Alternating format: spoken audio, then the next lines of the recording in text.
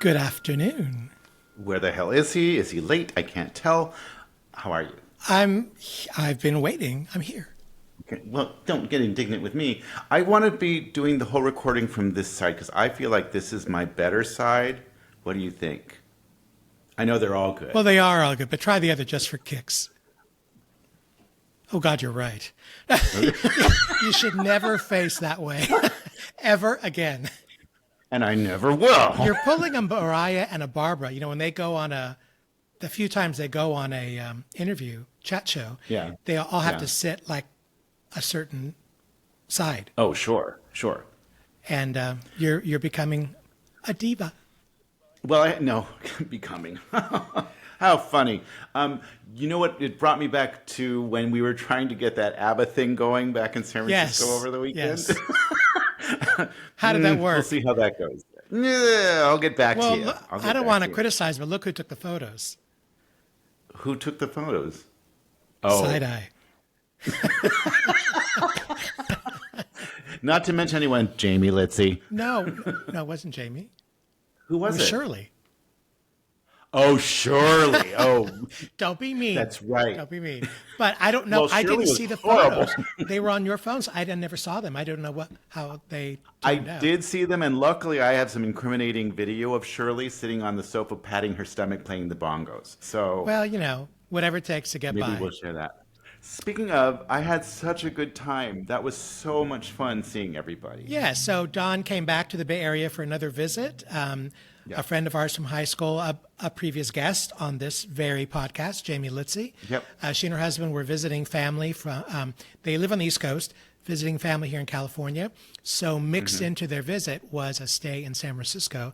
So we gathered about 15 of us or so for an afternoon and evening of frivolity and food and fun. And Yes. But yes, I'm glad you came.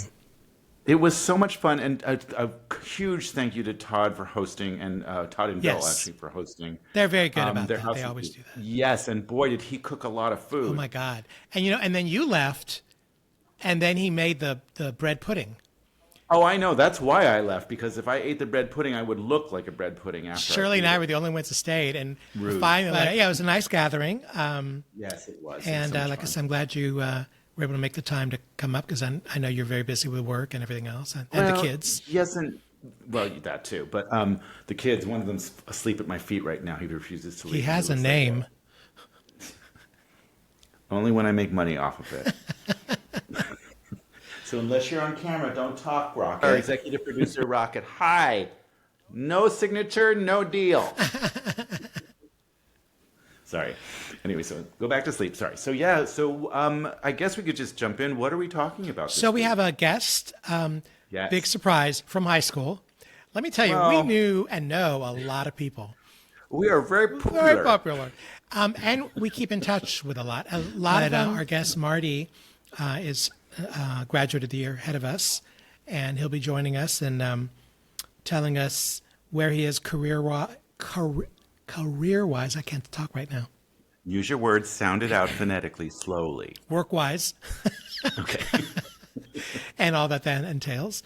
But let me tell you, last week was a big week for me because first 5-day work week in 5 years.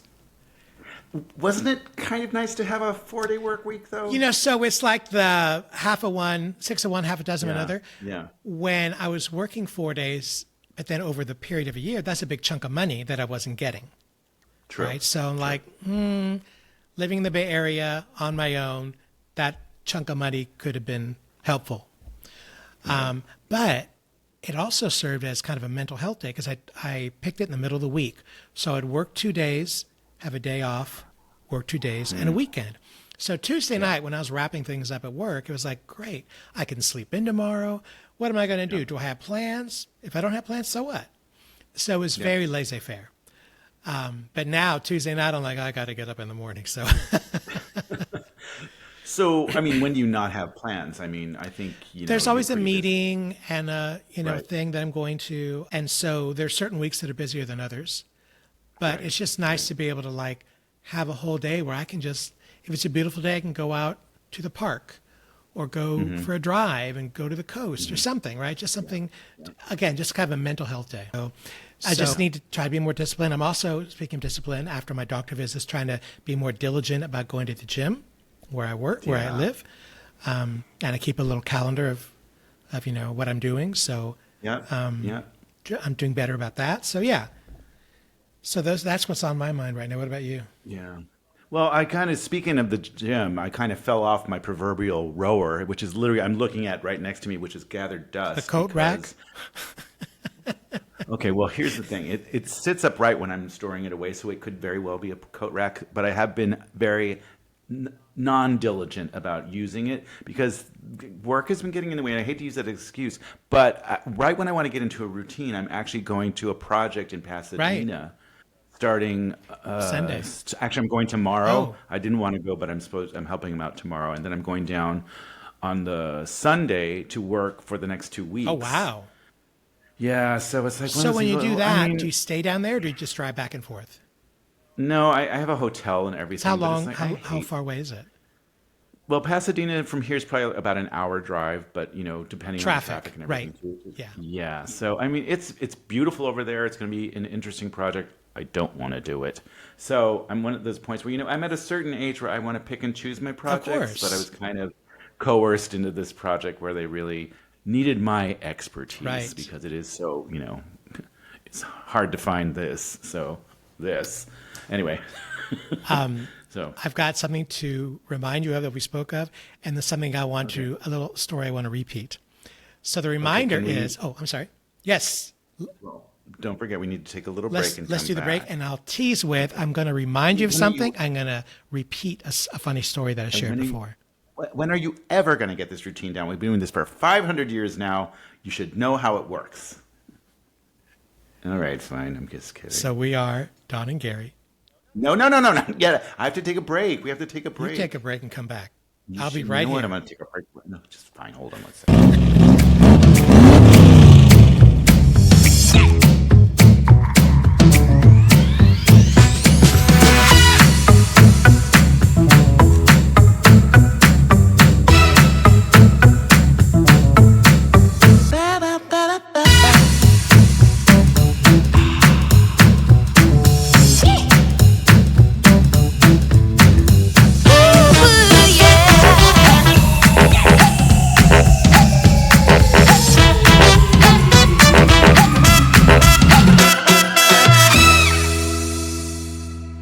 It's hot in here.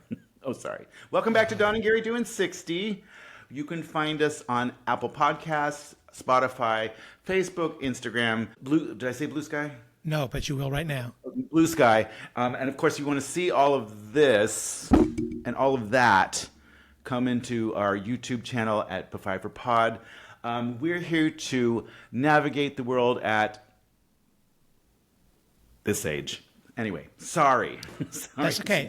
Don't forget Podpage, our podcast, our website. Wait, do it. Can we do it together? Do it. At Podpage. Okay, close enough. We'll put the graphics and sound effects later. Thank you for remembering that. Of course. Anyway, so sorry, you were leaving off with something you wanted to do. Okay, well, something I mentioned the other day that when I texted you, I saw it and I said, I am devastated. Oh. That they canceled that horrible show, Mid-Century Modern, on Hulu. Granted, I never saw the whole thing because I don't have Hulu, but I saw clips. You saw enough. I saw enough to say that's too much. It wasn't. On paper, it's a great idea. It's like the male version of Golden Girls. Yes. In Palm Springs, I think had a lot of potential and the great cast, but the writing was just horrible.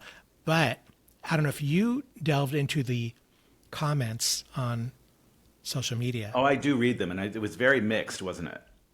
It slanted towards people loved it, couldn't wait for a second season, best thing ever, never laughed so hard. And I'm like, what am I missing? Because Okay. Here's the thing. Talented actors, I think all of them. A lot of the show pulled together with Linda Lavin, I believe, because she was really a polarizing figure in their story.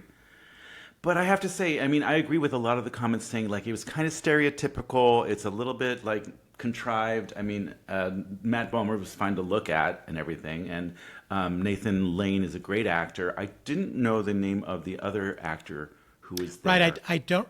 I mean, maybe some more stage and other things. I don't know. And I mean, I think some him. of them were just too big for TV. They're not used to working on TV. And again, who am I to say? But it just seemed like overacted, and it wasn't really well written. So I know we might be in the minority of people that didn't love it, but also it's not really. People are looking for a much more accurate representation of the lifestyle than what I think you were seeing. It was a little bit contrived. I don't know. That was just me, and I'm sorry. I just didn't dig it at all. No. Same here. All right. So real quick before our guest joins us. Sure. You're on the phone and you're either playing a game or in social media, and then an ad comes up and interrupts your viewing. Yes. And an ad came up for narcolepsy. What? And it reminded me of a story that I shared on our other podcast, 3Ps, about my coworker. So anyone who hadn't listened to that episode, it was that my coworker at the time shared with me that she'd always talk about her buddy Paul. And she said, well, I have something to tell you about my buddy Paul, but you can't tell anyone. I said, all right. She said, they took his driver's license away. I said, why? He said, because he's a necrophiliac. And I knew she didn't mean that. So I questioned her and I said, they took away his license because what? Because he's a necrophiliac. And I thought about it, and it's like, clearly she meant because he's a narcoleptic, which means you randomly just fall asleep at the wheel. Right. So for that reason, for that illness or that affliction, you cannot drive. It's unsafe, right? So what she should have said was, they took away his license because he is a narcoleptic. But she didn't know what necrophiliac was. So I told her, it's like, well, that's like a fascination with dead people, dead bodies. And she's like, oh, no, that's not what I meant at all. So when I saw the little ad pop up, it just reminded me of that story, because when I shared it on 3Ps, I could not tell it as clearly as it did right now because I was laughing too hard. And then you guys were like, you what? And it was just... It's one of the clips I'll go back to and listen to again and again because it's one of my favorites. So, remember which episode it was? It was one about where the title was something about crazy coworkers, and crazy was with a K. And try and dig it up. Oh yeah, no, I'll tell you exactly what episode it is when we're done here. Give me the timestamp if you can remember, and I will try and cut it up and bring it out to us. Okay, it's worth repeating. Oh, yeah, no, it's a good one. Okay, so, yeah, I just want to check because it just made me laugh. That's very funny. And Lord knows I need to laugh. So we all need to laugh. Yeah. So is our guest in the waiting room yet? He's not knocking on the door just yet, so I just want to also give the audience and you fair warning. Yes. I do have 2 runner's jokes, just so you know. Oh, okay. And you're going to spring them on Marty? I'm going to spring them on Marty because they're really good, and I've gotten much better at my delivery. I've written them down. I know Kevin, so you have your Post-its ready? Well, I've had it on a big piece of paper right here. Oh, okay. The big jokes then. So I might edit this out, or I might keep it in, but we'll see. So and it's not quite 3:45. He's probably. I bet he's one of those very. What do you call someone that's very on time? On time. Punctual. Thank you. There he is. He's right there now. So. Wow. See, so he listens. See, so here's somebody knocking. So I think we're gonna let him in. Let's see if we can do that. Let's see if he comes in. There he is. Hey guys. Hey, how are you? Good. How are you doing? Nice to see you. Yes, good to We're see you doing too. well. We were just talking about you. We were just talking about you and wondering if you were going to be a punctual person or not. And you were are. literally right on time. Yes, that's my thing. I'm always on time. Well, as a runner, timing is everything, right? It is. Yes. He lives for time. I'll introduce you, ladies and gentlemen. As I was telling Don earlier, it's like we know a lot of people from high school. And you're another person in that group. Marty Beene went to our same high school, graduated a year ahead of us. From the Bay Area, originally from the Bay Area? Yes. Have you always been in the Bay Area? Born in San Didn't you Francisco. read the bio? Yes, I he's a did. native. Yes. Read I'm it just again. allowing him to talk, so I don't have to say everything. Yes. But Yes. and obviously you're here because you're a member of the group, the You know what clan group of that 60 is, Marty? plus. It's a great group to be part of. Isn't it? And even though you've stayed in the Bay Area the whole time, it's only in these last several years that our little group of people has just been getting together more often. We've gone together several times in the East Bay. I know you were invited to this past event that Don came up for, but you had other plans. But Right, yeah. I think everyone's making more of an effort to kind of keep in touch, which is really nice. Yeah, it's great. Well, I think we, at least speaking for myself, and I think it's a common thing. I think we realize that we're all really fun people and nice people. So why would you Right. not want to hang out with each other? We should charge people to hang out with us. Yeah. That's what I think. That's a business opportunity. Is it, or is it called being a hooker? Well, yeah. Oh, Well, no, Don, because we're all keeping our clothes on. oh, okay. Well, We are? But Oh, that's the other podcast I was doing. right. Yeah, we're not going there. that's on the Patreon. But anyway, so welcome. Thank you.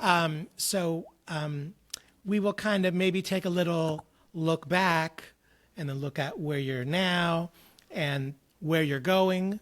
Because you, like some of other guests, have had either a switch in life. You were in a career and then you made a slight left turn. So we kind of want to go over that. So your background is went to our high school, and out of high school, you did what? So I went to, I studied engineering down at Stanford, and I got a job there on the campus, worked there for a number of years.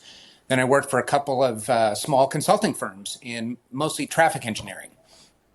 And then got tired of that, which is, we could spend an hour talking about why and how I got tired of that. But Can we talk about how you were responsible for, or were responsible for traffic lights and traffic going through the city, or what city were you working for? a lot of different cities. So all around the Bay Area. Actually, I did some work for San Mateo, which was fun. But yeah, really all around the Bay Area. A lot of the stuff on freeways also. So we can blame you for that, too. That's right.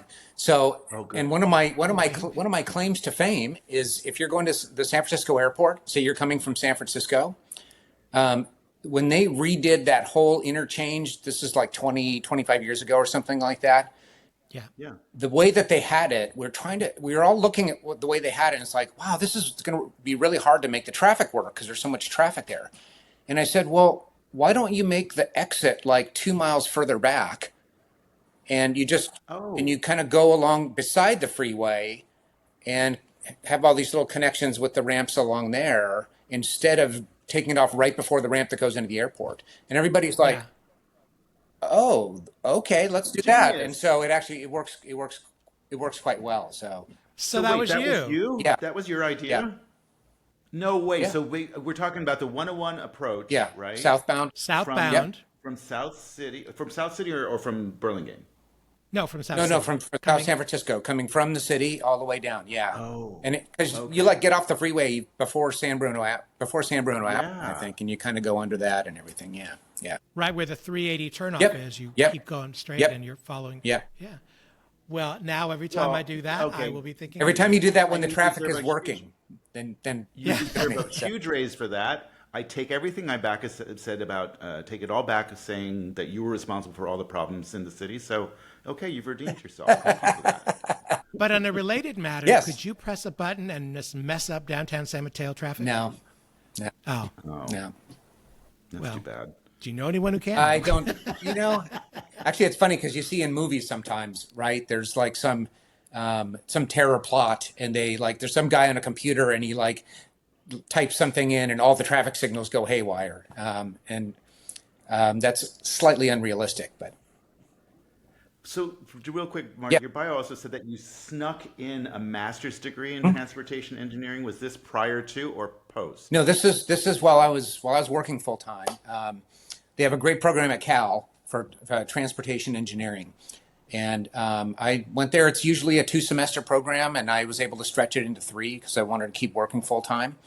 And it was actually delightful because I was able to, because my office was in Oakland, So on the days when I had to go up to the campus to go to class, I just walked over to the BART station. I went up, and as stressful as it was to try to work full time and go to school in a master's program full time, I knew that I had, this block of time that took me to get on BART, go to the campus, walk up through the lovely campus, and get to my class. It was, a half hour, 45 minutes of just quiet time that I didn't have to stress out about anything. And it was fun. I mean, I was older than most of the students there because that was 10 years after after undergrad. And but it was great. It was really fun. So does this mean that you have a mind for wanting to figure things out and fix them or make them more efficient? Is that where this is all coming from? Yeah. Sure. Yeah. Okay. Because I mean, sneaking in a master's degree, it's like that. You don't sneak in. That takes a lot of time, effort, commitment. Yeah. Prioritizing. There's so many things that are in there too. But it sounds like you were really passionate about maybe fixing things, or is it passionate about figuring things out, or is it kind of both of those things? Both of those things, but also I felt like a lot of the people that I worked with had master's degrees that were either from Cal, like I did, or from some other place. And I just felt like they had a better just sense of what was going on than I did. So, they'd be presented with a problem. They'd say, oh, you just have to do this to fix it. Whereas I would have to do a bunch of stuff to figure that out. And I kind of wanted to be on that same level of just wanting to know because of experience and knowledge and of that kind of thing. Sure. Wow. Okay. And so engineering led you to what year? Because at some point you transitioned right. So to another at 2013, I left the engineering field. So, and part of that was, so my son entered high school in 2009. And it's funny because, I was a runner. I've been a runner my whole life, but I definitely wanted to not push him into anything that I like to do. I wanted him to sort of make his own choices. And Sure. like a month before school started as a freshman, he says, hey, Dad, guess what? I'm going to join cross country. And I'm like, what? Good. You like to play soccer? Why? And so he says, yeah, and so actually it was kind of cool. The guy that was coaching at the school at the time was able to send out a postcard to every single incoming freshman saying, hey, join cross country. It's really fun. It's a healthy activity. Nobody gets cut. You have an instant group of friends spanning from freshman to senior. And we just have fun, and it's a great activity. And so he's like, oh, that sounds good. So he joined. And then, so I told the coach, hey, I'm available to help out. I can be the helpful parent for you and hold the clipboard or whatever. So after a year of doing that, he said, hey, why don't you join the coaching staff? So I did. So I joined the coaching staff. I started with cross country, and then I also added track to that. And I just liked coaching so much. And at the same time, I was growing very disillusioned with the whole engineering thing. So I'm like, maybe I could turn this into a business. And so my vision was that I would be coaching individual people who, I want to run a half marathon. I want to, run a 5K for the first time, all this kind of thing. And it actually didn't quite go that way. It ended up being Kaiser was my main client, and which was also really fun. I can go on and on about what a great client they've been over the years. But and then there was a time where my wife she changed jobs and got a huge increase in pay. And it's like, oh, hey, this is the moment that we can afford for me to leave the engineering job and start a business. And so I did. Wow. So it was more, and it's, as you said, running was always a passion of Right. yours. Yeah. But I didn't know coaching would be until then, Yeah. I was coaching high school, and I ended up coaching high school for 9 years. Really? Yeah, it was really fun. The kids are just so much fun. I mean, we're blessed in Alameda because the whole community is really good. They're really supportive of kids, and the kids have it. Most of the kids have it pretty easy as far as family life, and I know that I know coaches who. One of my friends coaches in a very sort of inner city type situation, and it's really hard because the kids just have nothing. I mean, kids show up to run in Crocs, that kind of thing. And they can't run off campus because it's too dangerous because they might get shot, stuff like that. Wow. So, I mean, we didn't have anything like that in Alameda. So it was great. And the kids and the families were great.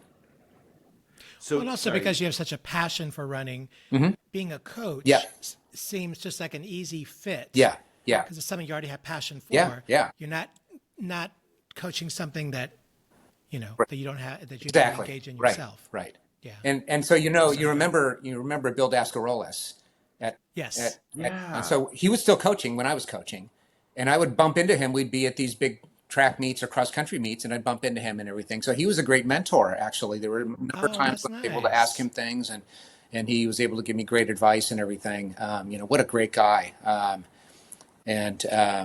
So that was really cool too. And I always tried to tell bad jokes like he would tell in practice and Oh, stuff. speaking of, Yeah. thank Don you for has some bringing bad that up. jokes for Okay. you. All right. I made it Nice segue, Marty. That was just easy. I might have one too.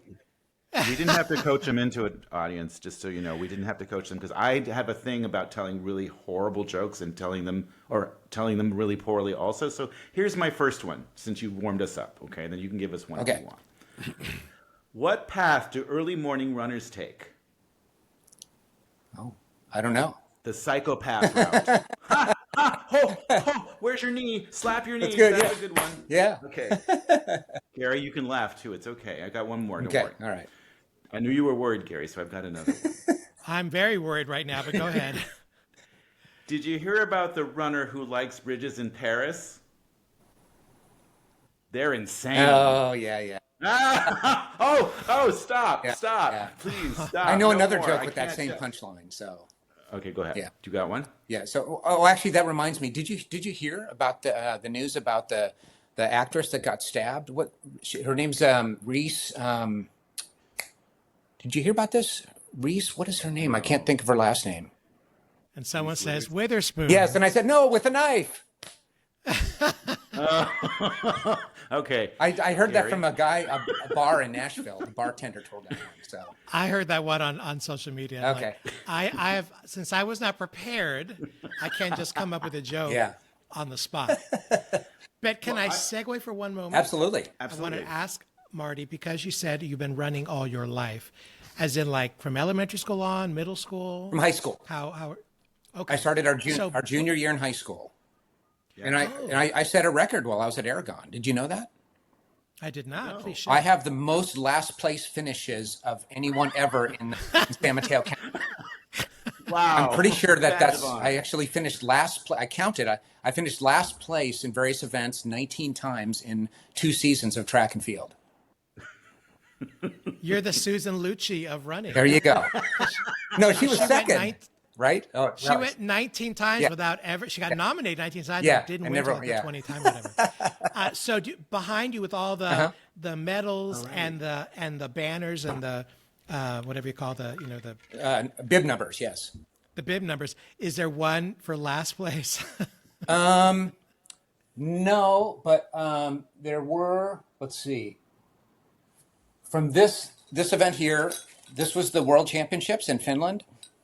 And by the way, things like World Championships and National Championships, you don't have to qualify, which is cool because you can just go there and run as fast as you can and make lots of friends from all over the country, all over the world. And that one actually, I did 4 events at the World Championships. One of them was the 1,500 meters, which I was least trained for. I was more trained for the longer distances. But I wanted to do it, especially, well, partly because I would have had a big gap between events. It was like a 12-day track meet. And it would have been too long between events. So the 1,500 meters there, I'll sign up for that too. So I did that.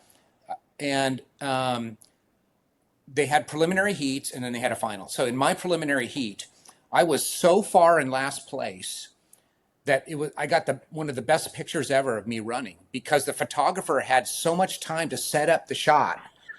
I am not kidding you. And the guy he's a photographer that everybody knows. He shoots, all these meets all over the place and everything. And I remember, he's out there shooting and he's trying to catch everybody as they're in the group. And then here I come, I'm in last place. And he's like, getting dialed in. And it actually, the photo turned out really well. So Did he ask you to back up and come over? I could have, again? I could have, and I would have still finished in the same place.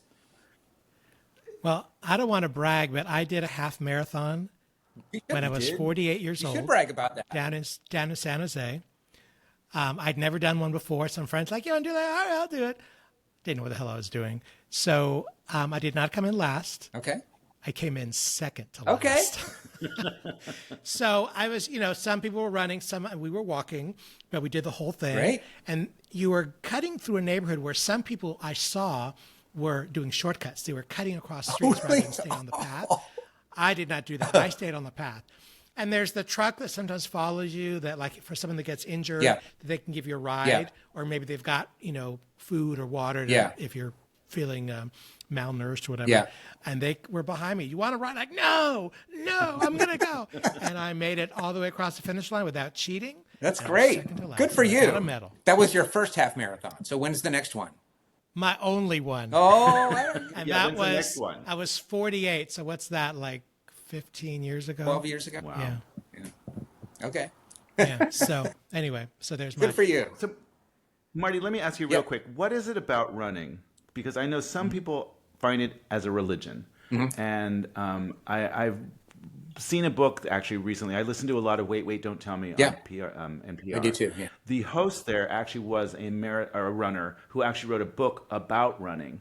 And he's about our age too. He's got a Bible about running too. But what is it about running that's so alluring? The reasons are different, for different people. For me, it's the races. And I love competing. I don't care if I win or lose, if I finish last place or first place, but it's just a thrill to go out. It's like you're a little kid and you're just like, oh, let's race over to the tree, see who gets there first. And, a lot of people who are competitive minded like that, they're very unhappy if they don't win. And I couldn't give a shit. It's just fun. So I was at, the national championships in July. I was not fit because I'd been sick 3 times. And I'm in this race. It's a 5,000 meter race, 12 and a half laps on the track, one of my favorite races. And one of my friends who I've met at these, I know from these meets, is in the race. And I'd never lost to him. So the race starts and he starts off fast. I know this guy starts off fast every time. He fades, and I'll catch him later. So the race is going on lap after lap, and I'm like, I'm not catching him. I'm like, oh, geez. His name's Donnie, actually. So I'm like, Donnie's having a pretty good race. But we're getting, it's like three laps to go. And I'm like, I think maybe I'm starting to catch him. I'm catching him. So it turns out I get like 100 meters from the end. And he's still 50 meters ahead of me, but I can see he's dying. And by the way, it's like 85 degrees and 80% humidity because it's in Alabama. Oh. And so I just start this mad sprint. And I'm sprinting. Well, he hears me. He turns around, he hears me, and he starts sprinting. He ended up beating me by this much. 700ths of a second, and that was for the bronze medal. Oh my God. So wow. When I realized he had beaten me, I just started laughing, and we just had a great time laughing about it. But that's the kind of thing I love. You're out there and you're just trying as hard as you can, and sometimes you succeed, sometimes you don't, but it's just fun. Right. And then the whole vibe, every race I do, afterwards, even beforehand, it's just like a big party. It's just really fun. And actually one of the things that's happened in the last 20 years is that races are not just for fast people anymore. It used to be you were expected that you're supposed to run fast. Now, like, your half marathon experience, you walked, and walkers are very much welcome at these events. And it's just a kick, to have all these people out there just enjoying the outdoors. And some people, it's the first time they've ever done something like that. Other people, they've done it a million times, whatever. So, and I actually just looked recently. I've now done I've done a few triathlons, which I'm not good at because I can't swim very well. I'm at 499 races now in my running career. Wow. And there's different types of, distance and so on. So do you specialize in certain ones or favor certain ones? Yeah, right now, when I was a little bit younger, about a mile, so a mile, 1,500 meters was my favorite distance. And I don't really have the speed for that right now. So I still like that distance. But right now, believe it or not, my favorite race is the 10,000 meter race on the track, which is 25 laps. And wow. Okay. Yeah, and everybody, even other runners, say, "Well, how could you do that? Isn't that boring?" It's not boring at all, because especially the events that I run in, there's quite a range of ability. So I'll be running. I'm getting lapped by the faster runners, but I'm also lapping the slower runners. So there's always something going on, and it's fun, and it's a great challenge to be able to focus for that long on a track. So it's good. It's And are all ages encouraged to participate? Like, there's no qualifying heats, obviously, so you can correct. actually be there at any age? That's right. And so like the national championships and world championships, it's all 5-year age groups. And so we runners, we're among the only people who kind of celebrate every time we have a milestone birthday, because that puts us into a new age group. And now we're the youngest in that age group. There's more people you can beat. I know. Well, yeah, it's like these old guys. Maybe. Well, so I'm hoping to run in the world championships next year in Korea. I've never been to Korea. I think it'd be really fun to go there. And I think they held this event several years ago in the same place, the same organizing committee, and everybody just raved about what a great event they put on. So I'd love to be able to do that, but I'll be one of the oldest people in my age group at that time, because I won't have turned 55 yet. All of this reinvention towards something you're very passionate about and love, which came from a love of what you were doing, changed your career path and took you into a new career. But let me ask you quickly, before you left and took on this new one, were there any signs of ageism taking place with you because of your age, or was there a difference that you felt, or pressure that you felt probably? And you don't have to name the group, but it's like, did you feel that coming on, or was it very apparent? No, I did not. And I thought about that because I know you've asked other guests that. So in the engineering profession, when you start out, you're kind of doing the technical stuff and you're doing all these, computer calculations and all that kind of thing. And but by the time, I was, later in my career, most of what I was doing was writing reports. And so, we would kind of organize what a particular study would be. We have to study this interchange to see if we can make it better or whatever. Well, I wasn't really crunching the numbers, which, a younger person might be more skilled at that today because of, just the new things that have come on board. But I ended up doing the writing, and I would do the presenting at meetings and that kind of thing. And that actually, it's better if you're older. And, certainly with experience writing things and actually presenting in like particularly like in a city council meeting or something like that. So. Okay. So the transition wasn't It wasn't something that was you weren't feeling forced out of it. No. It was just, good for you. Yeah. To make a long story short, people got to be just colossal jerks. And I would say I don't know why, but I kind of know why. And there was this weird thing that happened where all these traffic engineering people started thinking they could get rich by being a traffic engineer. So they started acting in ways and making decisions that they thought that they did this, they would make a bunch more money. And when, money gets involved like that, people kind of go crazy. And I kept thinking to myself, I'm like, why are you doing that? Why are you saying that? Do you actually think you're going to get rich being a traffic engineer? I'm sorry, but it's not going to happen. You're not going to get rich. If you want to get rich, do something else, but not a traffic engineer. You're not going to get rich. Were these choices made because of bureaucracy, and they felt that they made a decision that would lean them towards the favor of whoever's trying to get something accomplished? Yeah. Okay. Yeah. Okay. I get it. Yeah. So one of the questions we ask for people at our age is in terms of looking forward, have you thought about retirement, at what age, or what you're going to do after that? But you moved into a field, it's been years, but you have this passion for it. So it doesn't seem like there is a end date. You can just keep doing what you're doing, right? Yeah. And so, I kind of tell people ask me, what do you do? I say, well, I describe myself as being mostly retired. And because I'm actually not doing that much now, my Kaiser work has kind of like dwindled down to almost nothing. And so I have a individual client every now and then, and I teach a little strength class in the park 3 days a week. And that's about it. That's all I'm doing. And so, anytime I want to do anything, like, I'm going to go visit, my son in November for Thanksgiving, I just tell everybody I'm going to be gone for a couple weeks. And it's kind of like being retired. So, well, plus you have these events, race events that will take you to Finland or Korea. Right. So you have that flexibility That's right. to fit that into your schedule. Yeah. Have you done a lot of traveling outside the U.S. for these events? No, Or is that more of a new thing? no, that's so I just did that. I did that in Finland. I'm hoping to do that for Korea next year. Most of the time it's within the US. So, there was a meetup in Spokane, there was one in Iowa, there was one in North Carolina, and this latest one in Alabama. So that's all within the US and, Yeah. Well, it's great because then you make your own schedule. Yeah. So Yeah. the Kaiser thing, was that where was that your choice that you didn't want to take on as many clients, or did they just make some changes within their own organization? With I'm sorry, what Kaiser. So it's funny how the Kaiser thing. So like I said, I had envisioned finding all these individual clients. Oh, all these people, they want to run a 10K or they want to run a 10K faster, and I can coach them.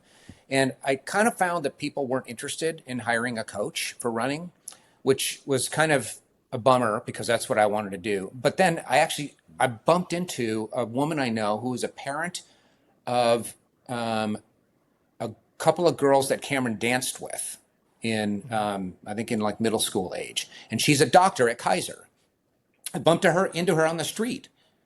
And she said, oh, what do you know? I said, well, I actually just dropped off a package of stuff to, my former doctor and telling him that, hey, I'm a personal trainer, I'm a coach. If you have somebody that you want to get into fitness, you can send them my way if you want to, Anyway, so I told her that, and she said, well, why don't you go right upstairs here in the Kaiser building and talk to so-and-so, and because they have programs and you might be able to, work with Kaiser. And so I did. And I went up there and I started off with their employee wellness program. They have a very robust employee wellness program. They have exercise classes all the time. And I started doing programs for that. So they had a program they wanted, let's train to run a 5K or a half marathon or whatever you want to do. And so we did this weekly thing where we'd meet up somewhere in the East Bay and do a group walk or run together. And we were training for the Kaiser sponsored half marathon in San Francisco, where you could run the 5K. And then from that, actually kind of connected to the same thing, was the program, the medical weight management program. That actually I ended up doing a lot more with that than with the employee wellness program. And that was, so their program is a 30-week long program with a medically monitored diet and like I said, 30 weeks of education. People in the program have to come to a meeting every single week, and they bring in experts and they talk about different topics, and they would bring me in twice to talk about different kinds of exercise. Okay. So I did probably 50 different cohorts of that group, which was fun. Wow. But now that's really dwindling because of the availability of Ozempic. Oh, Really? Yeah. Okay. Yeah. Okay. So if you can, so a lot of people, I mean, it's a very hard program. It's very, very hard to commit to 30 weeks coming to, a meeting every week, and you're not allowed to miss the meetings. There's that. Oh, okay. And it's very uncomfortable when you just start eating less without any sort of intervention, medical intervention, like a drug that, helps you eat less. And so people would rather do, the Ozempic thing because it's easier. What I hope, and it hasn't been around long enough, but I really hope, and I do hope this for you, Gary, that it actually turns out to be a very healthy option for the rest of your life. Because the hardest thing is when people do some sort of program and then the program stops and they go right back to some unhealthy habits. And right. And I know people on both sides of that. So Yeah. but anyway, so there's a lot less demand for this Kaiser 30-week program anymore. And so they haven't called me in 6 months. Okay. And that's okay. I still think there's a business in there. I think there's a business in there still somewhere because I think, and also for people of our age group, where I think people need structure. I think they need someone to lead a group, because previously we spoke with another person on our podcast. His name's Joe Andrews, and he actually got involved with a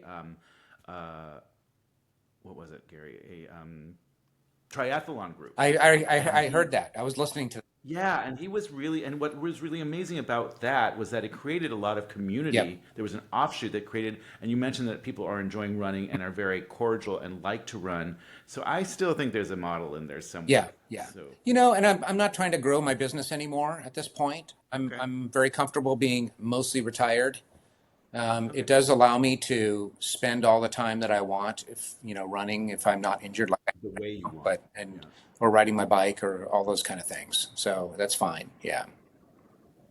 And did you have a wish list or a bucket list of things that you had set aside for when time allowed?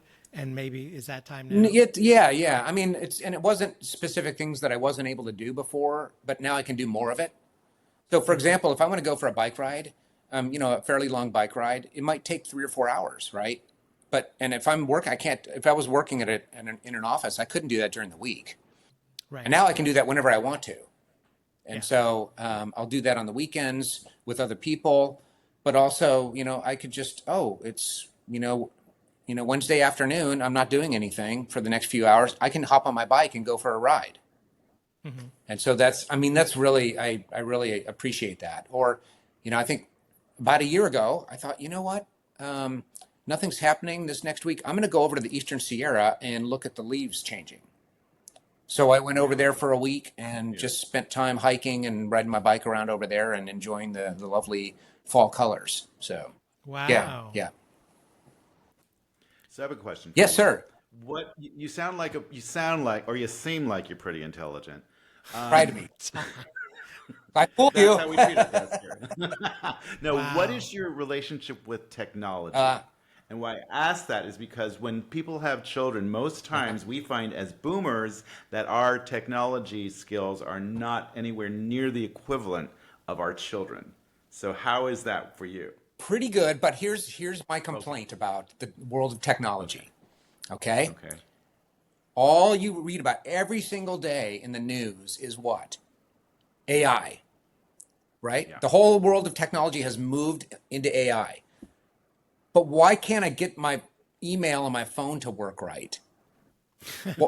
Why can't, except for Netflix, why doesn't the remote work very well? So I can just search for a particular show or something like that. Can we please just pause the AI, solve these really easy, there should be easy problems first, and then move on to AI? Because that's just stupid. Yeah. Well, Right? AI is very sexy, I have to say. I was not a believer in it. I had no interest in it until I tried it, a couple of ChatGPT things, and was like, holy crap, Yeah. I can see the pitfall because it's going to be too easy to not think Yeah. or not be creative or rely on some other entity Yeah. to create your thoughts, which is a little scary. Yeah, my worry with the AI stuff is that, kids that are supposed to be learning how to think critically and, write a summary of something are not learning how to do it at all. But I did hear from somebody somebody was telling me that what teachers are doing now more is that they're having kids write stuff in class. Yeah. Yeah. And and I think, a lot of the world's problems can be traced back to people just don't know how to think critically. They hear something and it Or doesn't they're occur to them taught. to question it, Yeah. I know But nothing has your- about AI, so But has your son ever schooled you in any technology like the remote or any of those things? Not really. He's Okay, not a okay. tech kid, and it was, he studied political science in college. He could have gone into tech. So here's a great thing too. So when I was coaching at the high school, of course I get kids that are, thinking about their collegiate and then professional careers. And I swear I would ask these kids, so, what are you going to study when you go to college?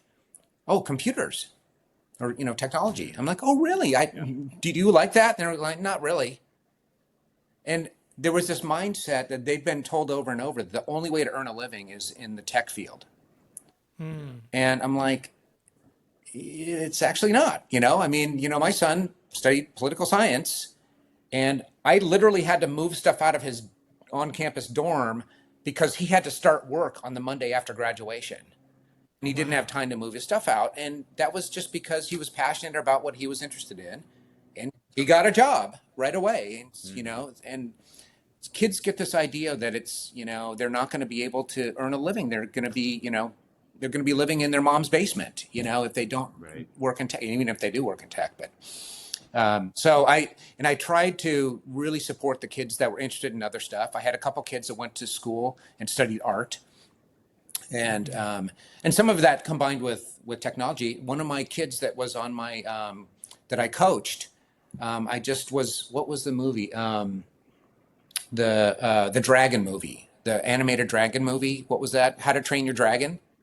And his name was in the credits because No way. because he worked on Really? that, and he's been working on all these films. I want to go see the Fantastic Four origin story one. He worked on that one. His name's going to be up there, and it's so cool that he was so interested in art, and he was skilled enough in technology. He went to school, studied that, and now he's actually doing it. Wow. Which is, I think it's really cool. Amazing. Marty. Yes. Is there a question that you wish people would stop or start asking you? I wish people would stop asking me, "Hey, would you like a beer?" Because obviously, the answer is so obvious. Do you need to ask? Just bring me the beer. They're good carbs for running, right? Yes. I mean, they help you Yeah, run. Bring me the damn beer. And runners like beer, so yeah. No, I'm just kidding, but no, really. I mean, Okay. yeah, I don't know. That kind of thing doesn't bug me. Yeah. Okay. I mean, the same thing came up with the questions about AI too, because people Yeah. are so drawn to it right now, and I do worry about our future a little bit Yeah. when I Yeah. start hearing people just rely on it so heavily. Right. So Yeah. So, Marty, I've always known you to be like very easygoing, like one of those people who's like, he's nice. He's just like a nice person, gets along with everybody. I never hear him, like you and I badmouth someone. I don't think he talks behind someone's back.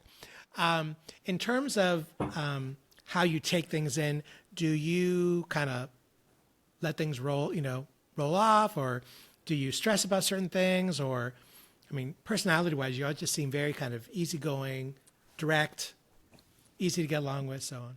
Yeah, I think,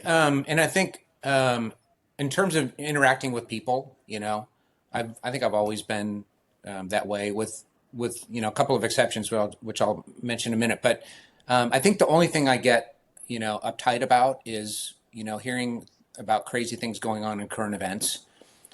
Sure. And I just get really frustrated sometimes with that, and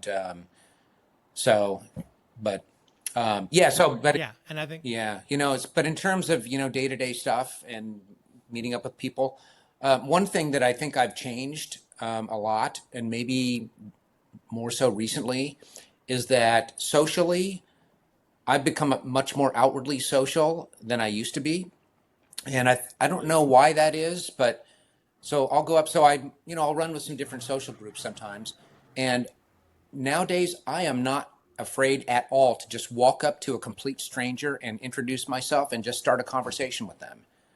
And I don't know why I started doing that, but I found that it's really fun, and you meet some really fun people and really nice people. There's a one running group in the East Bay. So, I mentioned social running groups. Right now, I always say we're in a golden age of social running groups in the East Bay. You can find a different social run, maybe more than one, every single day of the week. And how do you find those, Marty? There's like on Meetup, Facebook pages, various social media things. I don't know if you've heard of Strava, but Strava is kind of social media for athletes. And ride bikes, and it uploads a map of where you went, that kind of thing. But people have little conversations, and there are groups that you can form, whatever. But one of the groups is it's called the East Bay Beer Runners, or the Oakland Beer Runners, and every week they pick a different brewery in the East Bay, and you go there and you run like 3 miles or 5 miles or something, and then you hang out afterwards and have a beer and socialize. And it's a big group. They'll have like 100 people show up at these things. Wow. But the funny thing is, when I go there, I'm the oldest person by like 30 years. And so I kind of learned by, experience. Well, actually, so I do have a couple friends who will go. They're about the same age I am. So we're all like the old people. But that's one of these groups. I've just walked up to people and introduced myself. And these people are the nicest people in the world. And they don't think like, oh, I don't want to talk to the old guy. They're like, asking me, what do I do? And with this, and I ask them, how are you doing? Did you grow up here? But, just normal conversation. And people, I've just found over the years that people are way friendlier than you think they might be. And so, I think in a situation like yeah, that, you already have common interest. a step Yeah, up common interest, right? yeah, Because you're running. yeah, So that's like a baseline to start with, as opposed to someone who you've never met, don't know anything yeah. about them, you It know. it it kind of translates a little bit though. So even like if I'm at a brewery and if I'm there by myself and I'm like kind of bored, I was like, I'll go up where someone's sitting at the bar and I'll say, "Hey, what flavor beer did you get?" You know, and we start talking about Oh, beer, wow. and then it's like pretty soon it's like we're talking about, and I can't think of a single time that I've done that and had a negative experience, not even once. And so I'm like, this is the way I've changed from my former self, and I'm like, it's the best thing ever. I think that's so important for us as we get older too, because there's sometimes this tendency to become a little more isolated or to not try or put yourself out there. Yeah, Because I think it's a very good rule of thumb for us all to continue to be able to be open to that. yeah, One of the things I had done recently is like, I'm going to start saying hello to people more often, even walking down the yeah, street, or yeah, acknowledge them. yeah, Because during COVID, there was a lot of that moving to the other side of the street. yeah. But it's a huge thing, and actually people seem to be very open to, like you Hmm. say, to being like, oh wow, hi, how are you? Yeah, It's just a quick, not a deep conversation, but it's just Right. acknowledging right. another person. Yes. And I think that's a wonderful trait. I have a question Yeah, though. Can I learn to run at 63? absolutely. There's no cutoff There's date to no when I know cutoff how to date. run. Nope. And I know you know how to run, but the fact is I've never been a Right. runner. There was one small period of time, it was about maybe 15 minutes, where I actually got into it. I understood the whole endorphin thing about running and how it kicks in. It only happened Hmm. once in my Hmm. life, a long time ago on a treadmill at 24-hour fitness on Van Okay. Ness. That's when it There you happened. go. It's never happened to But me, by the way. I've never really? experienced this runner's high that everybody talks about. Yeah. Oh, Yeah. okay. Oh, so But yeah, okay. there's to answer your question, there's absolutely no maximum age that I'm too old to start running. That's not true at all. And that's one of the fun things about these meets that I go to is you meet Yeah. people that have, very different experiences. Some people started running as freshmen in high school and they've been running continuously ever since. Other people Right. ran for a while, then they stopped for 20 years and they picked it up again. One of my friends who I met in Finland, he's an American guy. He didn't start running until age 57. And he had Really? never done any endurance sports at all. He did sailing, which is more of a strength sport than an endurance sport. But he sort of accidentally discovered he could run pretty much all day long really, really fast. And by the time he was 61, 62, he was the fastest person of that age group in the world. Wow. And just running these crazy marathons and running short races fast. And it's just a really neat guy. But he didn't start running until Wow. 57. He didn't even start. He didn't know he had this He didn't innate know. Yeah, talent or yeah, skill or yeah. whatever you would call And it. there are plenty of other Wow. people who will start. They'll start in their 70s. And Wow. it's Okay. helpful to have have good running form and to understand how you should go about buying shoes and some things like that I know as a coach. Um, but yeah, there's no reason that you can't, start running unless you have some like physical disability, like you Okay. have a problem in your spine that doesn't allow you to do that or something Sure. like. But yeah, Okay. So what I hear is that Gary and I are going to start running next week, okay, right, Gary? Well, I just want to tell Don how proud I am of him because he actually said on air, "Can a 63-year-old start running?" Well, I was actually referring to you Oh, because you're because there. because Don is still 62, but in 4 days And he will be turning here's the 63. beauty of being the editor of this podcast. I can mouth it and I can turn myself into a 33-year-old if I want to. well, I'll tell you what. Since you guys invited me onto the podcast, I can give you the friends Yeah. and family coaching discount, which is Oh, okay. it's 100% discount for special people, and I'd be happy to coach you and kind of guide you in your running journey. I think that's an interesting thought. I might take you up on that. Gary's definitely going to take you up on it because he's already 63 and he And knows he's right. Yeah, he's here in the Bay Area, and it's I've got bad exactly. knees. I keep falling. I keep falling on my right knee, so something's going to give at this point. there's strength exercises you can do to help you with that. I've never been a runner. Like I said, I've only Yet. done one half marathon and I walked it. Yeah. Wait, you've done the Beta Breakers numerous times, Gary, right? Yes, but again, just walking. Although as dressed as a carrot as a pumpkin once, I did race against a carrot. Okay. So I For a short I, distance. I raced I've raced against some pretty fast naked guys my time. Oh, And so it's okay. funny because, there's this thing about, running naked, and a lot of the people, well, it's almost all men who do the naked running. But most of them are not really that great of runners, whatever. But there was one year that this is a long time ago, and I was pretty damn fast. And I start the race, and I look up, and there's these two naked guys that are at the start. And I think one of them finished way in front of me. And the other guy was not only naked, he had painted his body red from head to toe. Okay. And so we get like 2/3 of the way through the race, and we're in Golden Gate Park. And I noticed that he's like either a little bit ahead of me or a little bit behind me. And I'm thinking, wow, this guy's really good. And he's, and then I realized, oh, wait a minute, we're almost to the place where they take the picture. And I don't know if I want to have a naked guy that's painted red from head to toe in my picture. I'm like, I better speed up. So I sped up and I moved way over to the other side of the drive and stuff like that. So he wasn't in my picture. But yeah, so Okay. fun times. So someone had referenced 33-year-old. So I want to ask you, as a 64-year-old, Almost. almost 64, Almost. Next month, yeah. next month, okay.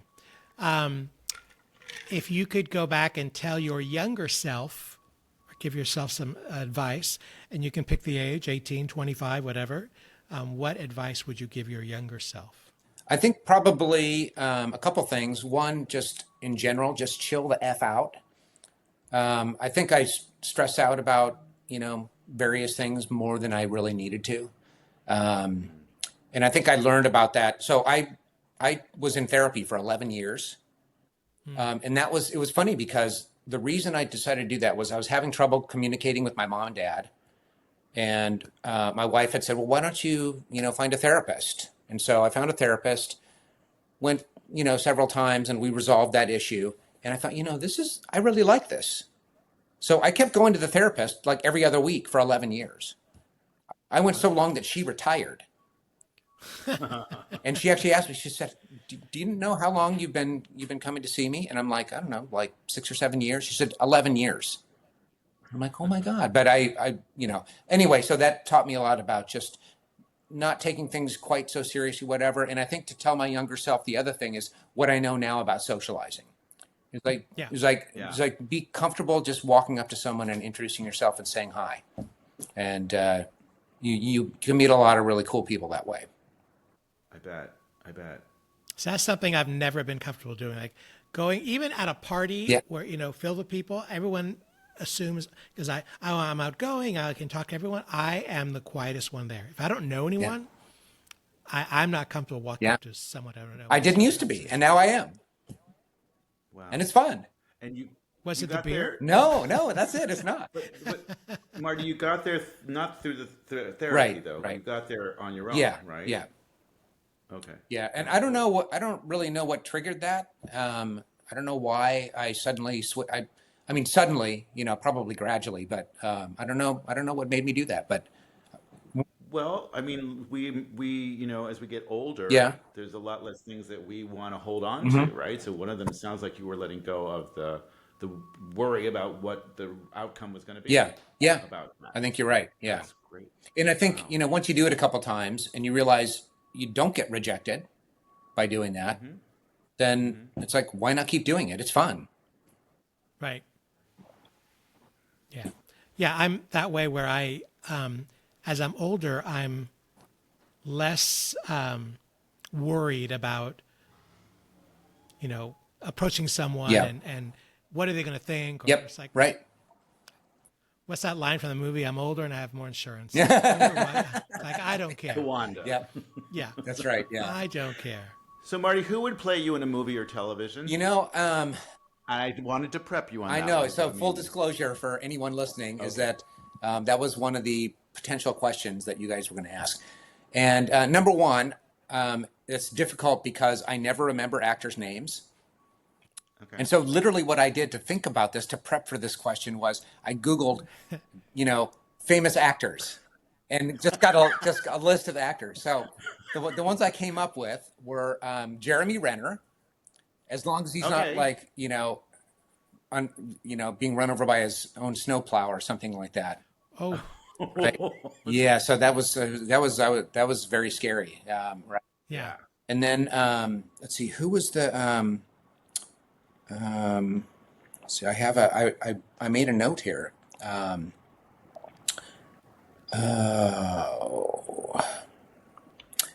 One of them was Matthew McConaughey, Okay.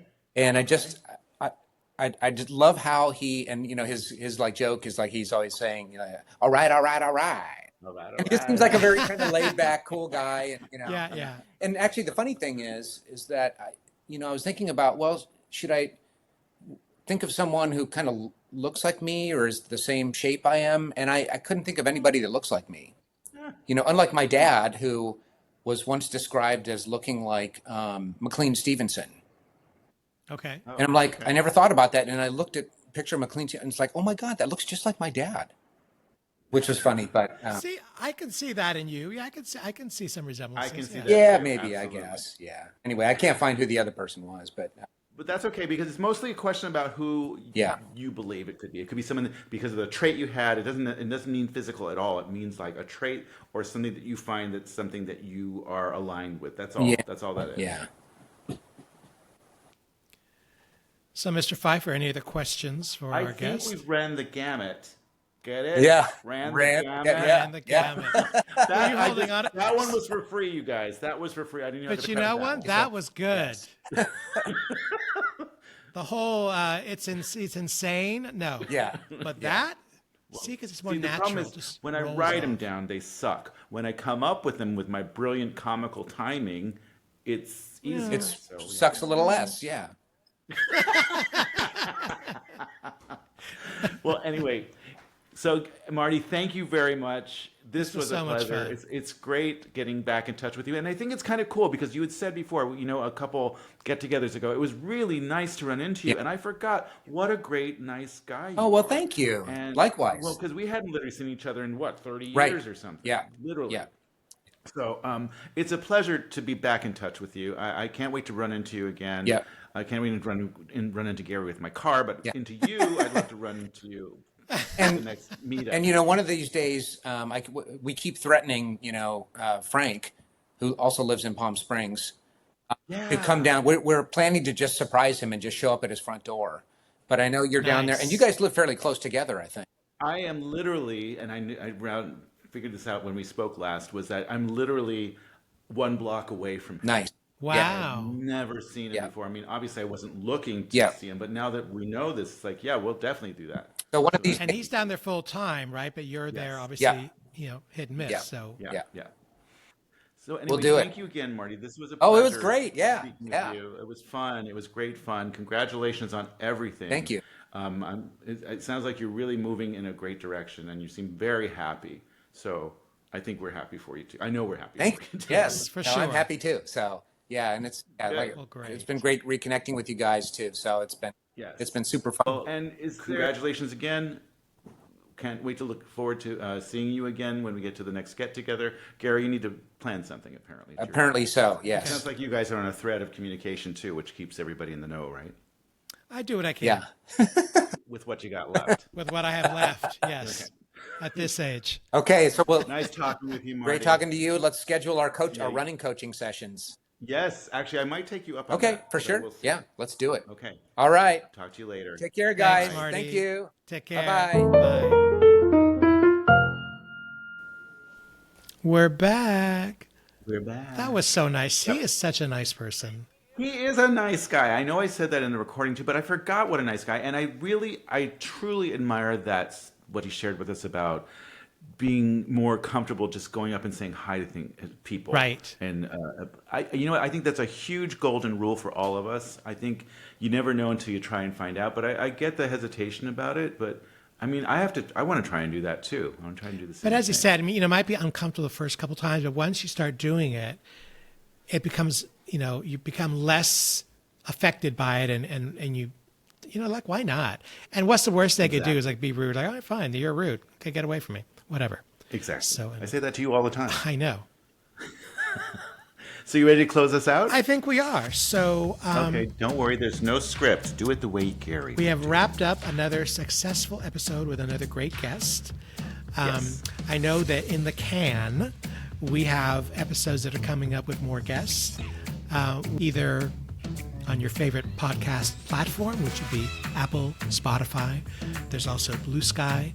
There is YouTube in the flesh, as they say, where you can see, hear, and judge for yourself. What's to judge? You can find us on our website at Podpage. We did it! If you want to send us an email, that would be donandgarydoing60@gmail.com. And of course, Instagram, Facebook. Basically, you can't swing a dead cat without finding us somewhere. So until next time, I'm Gary. And I'm Don, and join us next time, even though we're a few feathers short of a whole duck. You feel free to laugh or insert laughter track here. Yeah, you're going to have to insert something. Okay, well, I'm not going to tell any more jokes, I swear to God. Anyway, take care. I'll talk to you. All right, sounds good. Bye. Bye.